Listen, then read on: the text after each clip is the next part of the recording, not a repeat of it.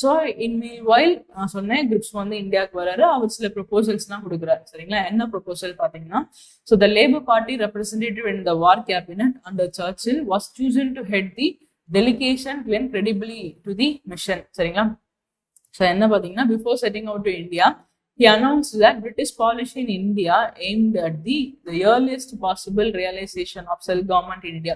எவ்வளோ சீக்கிரம் இந்தியாவுக்கு வந்து நாங்கள் செல்ஃப் கவர்மெண்ட் வந்து கொடுக்க முடியுமோ அவ்வளோ சீக்கிரம் நாங்கள் வந்து கொடுத்துட்றோம் அப்படின்னு சொல்லிட்டு சர்ச்சில் வந்து சொல்வாரு. And also but draft declaration கிரிப்ஸும் அதே தான் சொல்வாரு. பட் ஆனால் இதே தான் வந்து ஆகஸ்ட் ஆஃபர்லையுமே சொல்லியிருந்தாங்க, டொமினியன் ஸ்டேட்டஸ் அப்படின்றது நாங்கள் கொடுக்குறோம், அந்த கான்ஸ்டியூஷன் டிராஃப்ட் கமிட்டி அப்படின்றத நாங்க கொடுக்குறோம் அப்படின்னு சொல்லிட்டு ஆல்ரெடி சொன்ன விஷயத்தை தான் இவரும் சொல்லியிருப்பாரு.